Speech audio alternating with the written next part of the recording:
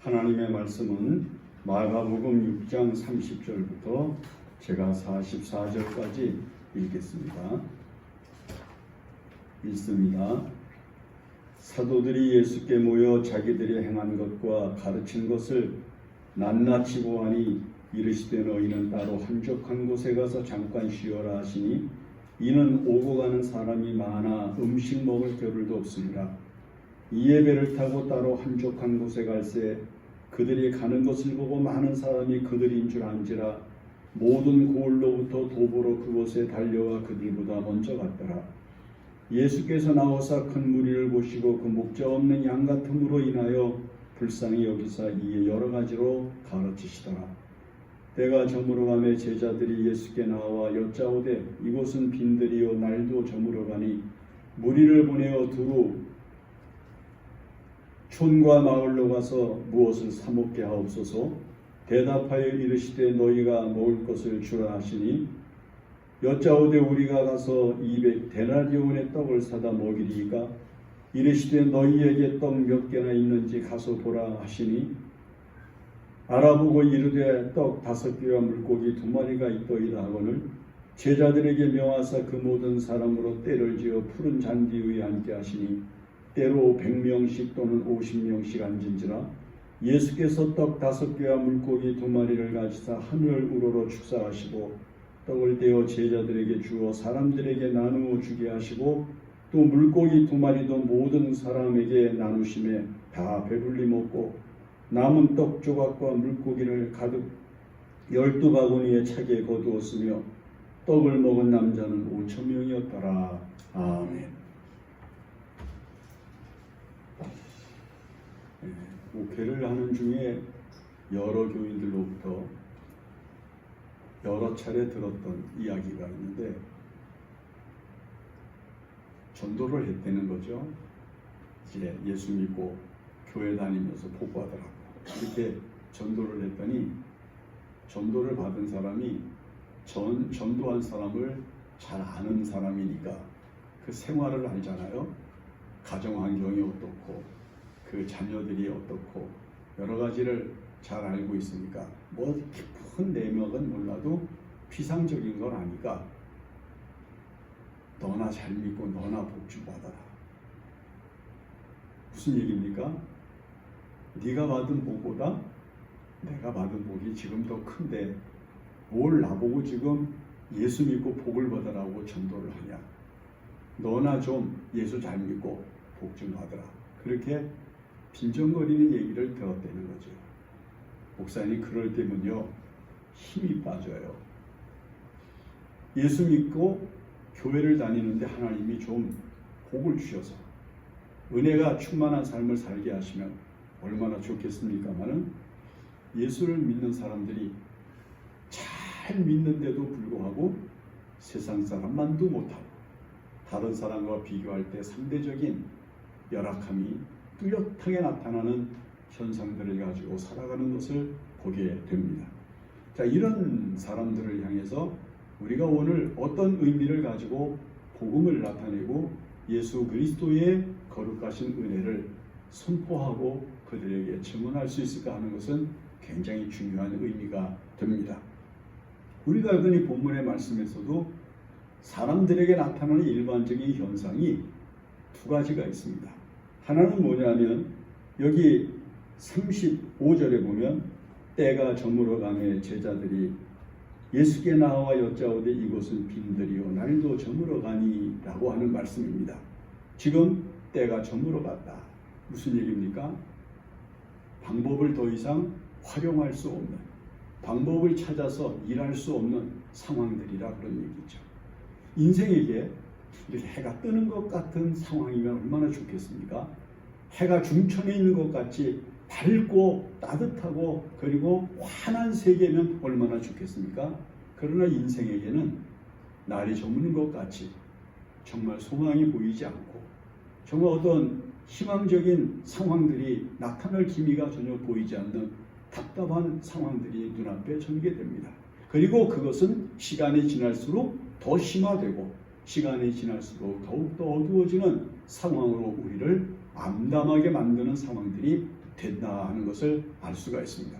그 다음에 또 한 가지가 뭐가 있는가 하면은 빈들이라고 하는 것입니다. 빈들이라고 하는 건 여기서 지금 이야기하는 건 먹을 게 없는 상황을 이야기를 하는 겁니다. 배가 고픈 사람들한테 먹을 것이 없다는 것, 배가 고픈 사람들이 있는데 줄 것이 없다는 것. 여러분, 사람들에게 있어서 때가 되면은 제일 궁핍한 것이 뭐냐면 줄인 배를 채우는 거잖아요. 근데 줄 것이 없다. 여러분, 6.25 전쟁 이후에 태어난 세대들이 보릿고개를 지나가면서 때가 되는데 먹을 것이 없어서 부모님 눈치를 보고 집안 분위기를 이렇게 봐가지고 먹을 것이 없으면 아무 소리 하지 아니하고 조용히 이불을 깔고 그 안에 몸을 누이고 그 다음에 고픈 배를 쥐어지고 밤을 지새웠던 그런 시절들을 지낸 사람들이 얼마나 많은지 모릅니다. 배가 고픈 거, 먹을 것이 없는 거, 빈들이라고 하는 거 얼마나 고통스럽고 얼마나 절망적인 상황인지 알 수가 없는 거죠. 자, 들에 나갔는데 과수에 나무가 없어요. 열매가 없어요. 포도나무에 포도 열매가 없고 감람나무에 감람 열매가 없고, 여러분, 거둘 곳이 없는 빈들을 바라보는 것처럼 황량하고 그리고 암담하고 그리고 답답한 상황이 어디 있겠습니까? 이런 상황을 가지고 살아가는 사람들이 사실은 이 지구상에 얼마나 많은지 모릅니다. 이 지구상에 살고 있는 수많은 사람들이 다 경제적인 압박감과 그리고 생활의 궁핍함과 그리고 오늘과 내일을 살아야 하는 절박한 상황들을 가지고 근심하면서 걱정하면서 살아가는 사람들이 얼마나 많은지 모릅니다. 이런 사람들이 지금 누구를 따라가는가? 지금 예수님을 따라갔다는 거예요.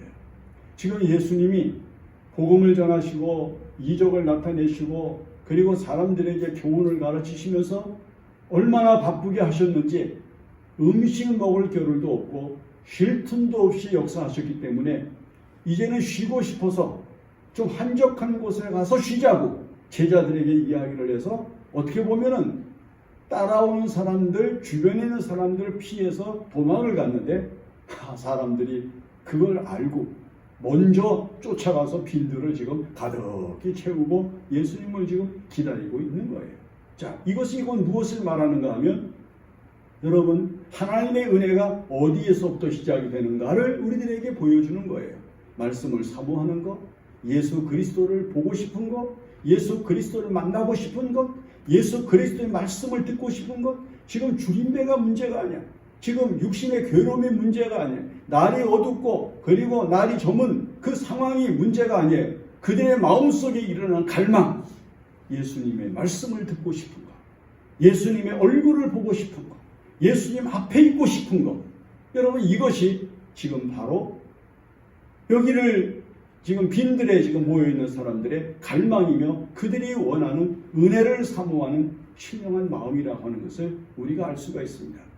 한국교회가 일제시대로부터 시작을 해서 6.25 전쟁을 지나고 60년대 70년대 보릿고개를 지나면서 괄목할 만한 성장과 부흥을 가져올 수 있었던 것은 배가 불렀기 때문이 아니에요. 어두운 밤이 없었기 때문이 아니에요. 생활은 어렵고 상황은 암담하고 그리고 일터라든지 그 다음에 물질을 얻을 수 있는 모든 세계가 다 잠잠하고 아무런 소망이 보이지 않는 세계였지만은 쌀독을 보면 쌀이 없고 가루통을 보면 가루가 없고 기름통을 보면 기름이 없고 먹을 것이 없는 것을 뻔히 알면서도 여러분, 한국 사람들이 예수 그리스도를 믿고 믿음의 생활을 하면서 그들은 그러한 답답하고도 힘들고 암울한 상황에서도 하나님의 말씀을 듣기 위해서 모여들었고 그 말씀 앞에 자신들을 꺾었고 하나님의 말씀을 사모하는 마음으로 충만했던 것을 우리가 알 수가 있습니다.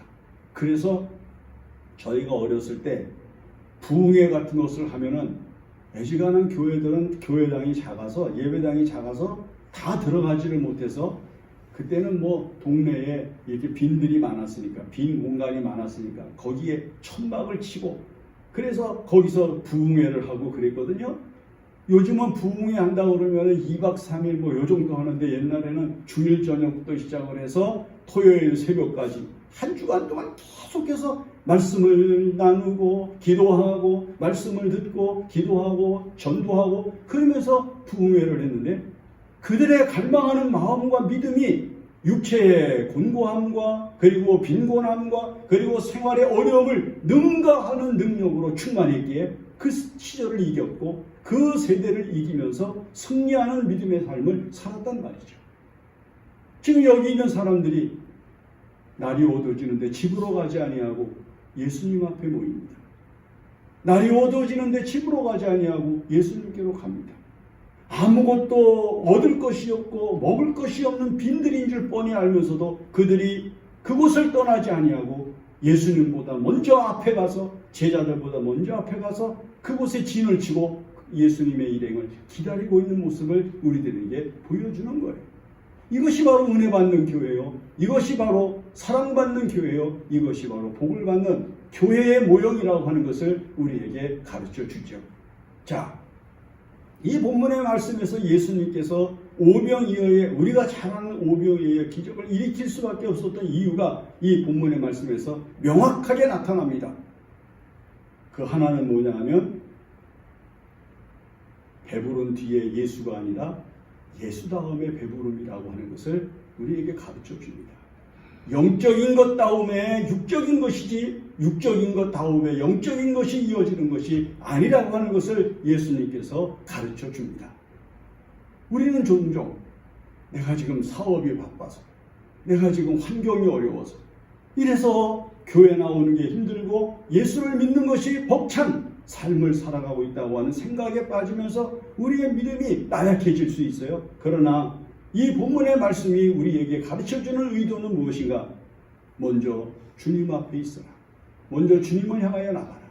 먼저 주님을 소망해라. 먼저 주님께 의미를 둬라. 인생의 모든 문제를 예수께 걸어라. 이것이 바로 이 본문의 말씀에서 우리에게 가르치고자 하시는 예수님의 첫 번째 메시지입니다. 지금 여러분 우리의 삶이 만약에 이 베세다 들을 향해서 나아갔던 사람들의 모습이요, 예수님 앞에 있기를 원하는 예수님을 보고 싶은 마음, 예수님의 말씀을 듣고 싶은 마음, 예수님의 은혜를 보고 싶은 마음, 예수님께서 들려주시는 생명의 말씀을 듣고 싶은 그런 소망을 가지고 나아가는 사람들이라고 하면 반드시 은혜를 받은 후 영혼이 잘된 다음에 우리들에게 나타나는 범사와 강건의 은혜가 나타나는 은총으로 이끌어 주신다고 하는 사실을 확신할 수가 있게 되는 것입니다. 그러므로 여러분들이 이 시대를 살아가면서 먼저 영적인 생활을 소중히 여기십시오. 먼저 영혼의 귀한 삶의 문제를 신령하게 채우기만 하면 우리 육신의 문제는 주님께서 반드시 놀라운 기적을 일으키셔서라도 우리가 전혀 생각할 수도 없고 상상할 수도 없는 거룩한 능력과 은혜를 나타내셔서 우리의 삶에 필요한 모든 것을 채워주시는 은혜를 입도록 이끌어 주실 것을 확신해야 한다는 것입니다. 믿음으로 이러한 자세를 가지고 나아가게 되면 하나님께서 우리에게 베푸시는 거룩한 은혜가 결단코 부족함이 없음을 알게 됩니다. 말씀 따라갔다가 오병이의 기적에 동참하게 되는 은혜를 받은 것이 여기 있는 사람들이거든요. 이 사람들이 먼저 오병이어의 기적을 맛보니까 이 놀라운 일이다. 예수님에게 가면 우리가 이런 놀라운 은혜와 놀라운 복을 받게 될 거다. 이런 생각을 하게 하지 않으셨다는 거죠. 말씀을 따라가고 예수님을 따라가고 예수님의 은혜를 사모하는 믿음으로 간 사람들이 결국에는 그곳에서 상상할 수도 없는 오병이어의 기적이 일어나는 놀라운 은혜를 체험하게 되는 것입니다. 그 다음에 두 번째 뭘 말씀하시는가 하면은 지극히 작은 것을 주님을 위하여, 지극히 작은 것을 대중을 위하여, 지극히 작은 것을 모든 사람이 함께 나눌 수 있게 하신 주님의 놀라운 은혜가 이 본문의 말씀을 통해서 우리에게 선포됩니다. 자, 예수님이 오병이어가 꼭 있어야 기적을 베푸셨을까요? 이것은 우리들에게 무엇을 상기시켜 주는가 하면 요한복음에서는 이 말씀이 어디로 가는가 하면은 생명의 떡의 이야기로 나아갑니다. 나는 하늘에서 내려온 만나라, 생명의 양식이라 이렇게 말씀하시면서 광야에서 이스라엘 백성들이 하나님이 내려주시는 만나를 먹은 같이 너희가 이 세상에서 나를 먹음으로 영원히 배고프지 아니하고 영원히 목마르지 아니하는 은혜를 입게 된다고 하는 사실을 가르쳐 주시는 교훈으로 이 본문의 말씀이 계속해서 이어집니다.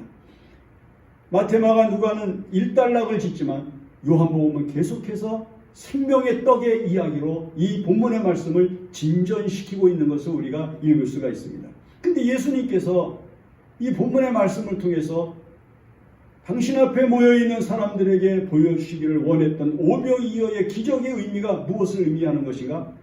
예수님을 통해서 하나님 앞에 바쳐진 작은 헌신이 모든 사람들이 함께 나누고 모든 사람들이 함께 먹을 수 있는 배부름을 채워줄 수 있는 이 배를 채워줄 수 있는 거룩한 양식이 된다고 하는 사실을 우리들에게 상기시켜 주시려고 하시는 거룩한 의미가 있다는 거예요. 즉 생명의 떡은 모든 사람들을 배부르게 하는 양식은 예수님 자신이라고 하는 것을 우리들에게 가르치는 거예요.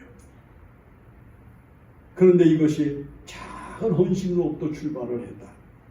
구약의 만나와 오병이어의 기적의 차이는 뭐가 있는가 하면 오병이어의 기적은 한 어린아이가 바친 오병이어 작은 것을 가지고 주님께서 큰 영광을 나타내신 기적으로 하나님의 교회와 복음을 위하여 섬기고 복음을 위하여 자신을 바쳐야만 하는 이 거룩한 헌신이 얼마나 큰 가치를 가지고 있는가를 보여주시기를 원하신 것이라고 하는 것을 알 수가 있습니다. 구약에 재미난 예가 있죠. 모세가 이스라엘 백성들을 이끌고 애굽에서 나온 후에 홍해 앞에 이르죠. 홍해가 눈앞에 전개되는 것을 보고 뒤에서 쫓아오는 애굽 사람들을 두려워하면서 이스라엘 백성들이 야단을 할 때 모세가 하나님 앞에 기도하죠. 그때 하나님께서 모세에게 뭐라고 말씀합니까? 너희는 가만히 있어. 너희는 가만히 있어. 너희는 아무것도 하지 마. 내가 나타낼 영광을 보라. 그리고는 하나님께서 모세가 내미는 지팡이가 물에 닿자마자 바다가 갈라지는 기적을 주심으로써 이스라엘 백성들은 아무것도 하는 것이 없이 그들이 홍해를 건너요. 그런데 40년 후에 여호수아가 이스라엘 백성들을 이끌고 요단강을 건너서 가나안 땅에 들어가기를 시작할 때 왜 하나님께서는 옛날 모세처럼 40년 전처럼 물을 갈라주지 아니하시고 여호수아라 하여금 물을 가르게 되는 원인을 갖게 하신다. 하나님의 법궤를 앞에 세우고 제사장들이 그 법궤를 메고 2,000 규빗 떨어진 백성들의 앞에서 궤를 메고서 요단강을 향하여 나아가 그 요단강가에 이르러서 그들이 믿음으로 발을 디뎠을 때 물이 갈라지는 역사가 나타나고 이스라엘 백성들이 건너가는 길이 열리게 되는 것을 보여줍니다. 그 무슨 의미일까요? 믿음의 생활은 발전하는 거예요. 믿음의 생활은 헌신으로 발전하는 거예요. 믿음의 생활은 믿음으로 강화되는 역량을 가져야 되는 거예요. 맨 처음에는 하나님이 다 알아서 하셨어. 맨 처음에는 하나님이 다 알아서 주셨어. 그러나 이제는 어떻게 해야 돼요? 내 작은 것을 하나님 앞에 온전한 헌신이 되게 하고 그것이 모든 사람들에게 영광이 되는 제사가 될 때 함께 참여하는 거룩한 기쁨을 얻게 하시는 것이 하나님께서 교회를 통해서 베푸시는 은총이며 영광이라고 하는 것을 우리에게 증거하는 것입니다.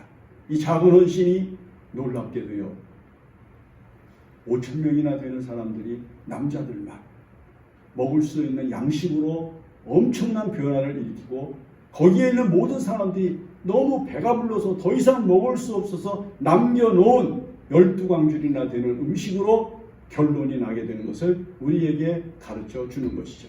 자, 보세요.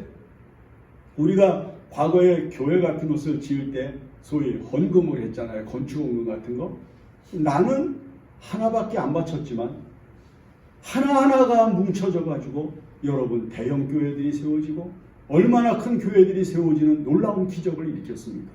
나 하나를 생각을 하면은 불가능한 일이지만 그 하나가 이루어진 영광이 합쳐질 때 예수 그리스도의 이름으로 이루어진 영광은 상상할 수 없는 결과를 가져오게 된 것을 우리들에게 가르쳐 준다는 거예요. 그러므로 작은 헌신을 무시하지 맙시다. 작은 헌신을 경홀히 여기면 안 됩니다. 작은 헌신을 통해서 하나님의 큰 영광이 나타나는 거룩한 은사를 우리들에게 나타내시는 것을 체험할 수 있는 것입니다. 그 다음에 보세요. 여기에서 결코 빠질 수 없는 것이 있어요. 그것은 바로 예수님께서 축사하셨다는 거죠. 축사하셨다는 것. 그 주님의 손이 올려지고 주님의 손에서 축사하는 영광이 나타났을 때 글쎄 그 많은 먹을 것이 갑자기 어떻게 뻥튀기처럼 생겨났는지 어떻게 생겨났는지 알 수는 없지만은 5,000명이 앉아서 다 때를 지어서 나누어 먹을 수 있는 놀라운 영광이 나타났고 모든 사람들이 배불리 먹을 수 있는 양식으로 충만해진 것을 우리들에게 보여줍니다.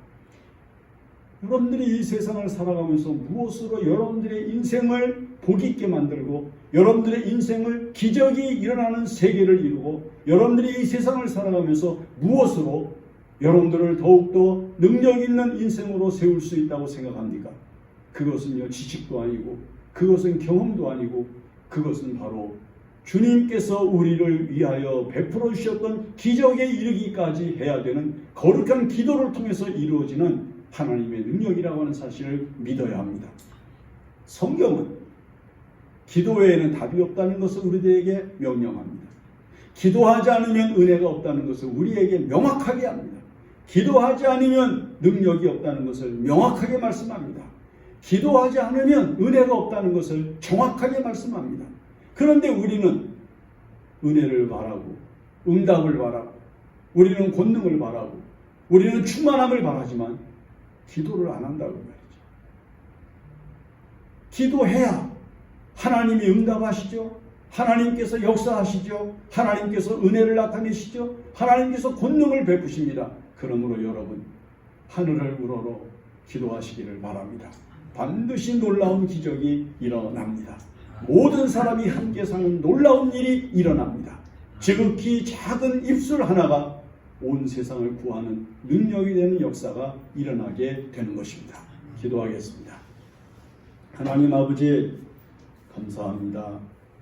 오늘 우리가 어두움을 맞았습니다. 저무는 해를 맞이했습니다. 어찌할 바를 알지 못합니다. 빈들을 살고 있습니다. 우리가 찾는 것, 우리가 가져야 되는 것, 우리가 원하는 것을 얻을 수가 없는 세계에 머무르고 있습니다. 하나님 우리의 답답함과 우리의 부족함과 우리의 연약함을 도우사 주님께서 주시는 은혜로 우리가 이 세상에서 넉넉하며 여유로우며 감사하며 사는 응답이 있게 하여 주시기를 원합니다. 하나님 예수님 앞에 있게 하여 주시옵소서. 예수님 앞에 있게 하여 주시옵소서. 항상 예수님 앞에 우리 존재가 드러나게 하여 주시옵소서. 지극히 작은 헌신이 많은 사람이 먹고 남는 영광으로 나타났습니다. 우리의 작은 헌신이 주님을 영화롭게 하고 많은 사람들과 함께 살아가는 아름다운 세상을 이룰 수 있음을 믿사오니 주님 우리의 작은 헌신을 기뻐하여 주시옵소서. 결코 기도하기를 쉬지 말게 하여 주시옵소서. 기도하면 은혜가 있습니다. 기도해야 응답이 있습니다. 기도해야 충만합니다. 기도해야 권능이 역사합니다. 기도의 능력으로 살게 하여 주시옵소서. 예수님의 이름으로 기도합니다. 아멘.